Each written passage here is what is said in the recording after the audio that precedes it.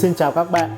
Có những lúc xe bạn sẽ bị hết xăng vì một lý do nào đó và cần lấy xăng từ xe khác qua. Có thể bạn sẽ lấy một đoạn dây ống, bỏ một đầu vào bình xăng rồi dùng miệng hút ra ở đầu bên cho xăng được chảy vào túi bóng hoặc vào một chai nhựa rồi đổ xăng có được vào xe đã hết. Tuy nhiên, việc làm này sẽ vô tình để hơi xăng đi thẳng vào trong miệng và gây khó chịu cho ta ở nơi vùng cổ, sẽ không tốt nếu bạn làm như vậy. Để thực hiện việc này được tốt hơn, tôi dùng một chai nhựa rồi mở nắp phía trên ra, sau đó đi tìm lấy một cây đinh. Ta sẽ dùng kìm kẹp lại ở một đầu và hơ đầu còn lại trên lửa một lúc cho tới khi đinh này được nóng lên, rồi đặt vào giữa tâm nắp chai. Ta sẽ cẩn thận dùi để tạo ra một lỗ thông qua, sao cho lỗ này có thể đút lọt được đoạn dây ống, rồi vặn nắp trở lại vào trong chai này. Như thế, chúng ta đã có được một dụng cụ dùng để hút xăng. Việc còn lại là mang dụng cụ này ra xe. Tôi cho một đầu ống dây vào bình xăng và hạ chai này xuống thấp hơn so với đáy của bình, rồi bóp ở giữa thân chai và nhả tay ra. Bạn thấy chai nhựa sẽ trở lại vị trí ban đầu, đồng thời hút theo xăng có ở bên trong bình, chảy thẳng vào trong chai. Khi đã có một lượng xăng mong muốn, ta sẽ rút dây ở trong bình và đưa nó lên cao, để lượng xăng còn lại trong ống dây sẽ được chảy hết vào trong chai, rồi mang số xăng vừa có được đổ vào trong xe của bạn. Có một điều khá thú vị rằng nhiều chai nhựa có kích cỡ khác nhau, tuy nhiên chúng đều được thiết kế phần miệng trùng khớp với nắp này. Vì thế bạn có thể bỏ chai đi, ta sẽ chỉ giữ lại phần dây và nắp. Việc này giúp ta dễ dàng xếp gọn được ống dây này, rồi bỏ vào một góc trong xe để những lúc cần đến, ta sẽ lấy ra và lắp chúng vào một chai khác để sử dụng. Nếu như bạn đã có một chiếc bình lớn chứa đầy nước ở bên trong như thế và muốn chắt nước có trong bình này qua những chai nhỏ khác, nhưng vì quá nặng, bạn vẫn muốn giữ bình này ở nguyên tại một vị trí như vậy mà vẫn có thể lấy nước qua.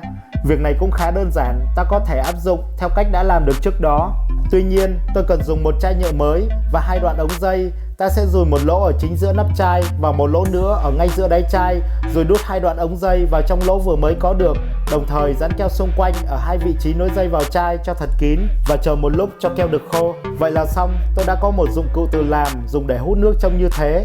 Nhưng trước khi sử dụng, ta cũng cần rửa qua cho sạch, hạn chế đi những chất xơ còn lại ở bên trong chai.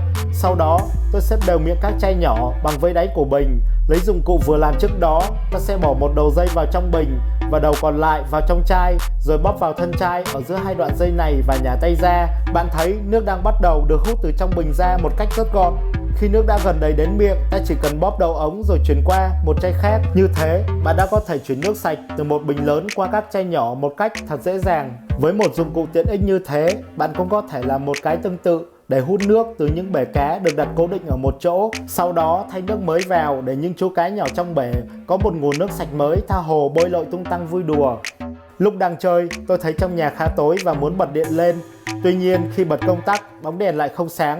Có thể là do sử dụng lâu ngày nên bóng đã bị hư và cần thay một bóng mới. Nhưng bóng lại được treo quá cao mà ta lại không có những dụng cụ hỗ trợ cho việc leo trèo lên thay bóng. Lúc này, tôi đi rót một ly nước, ngồi uống và nhìn quan sát theo.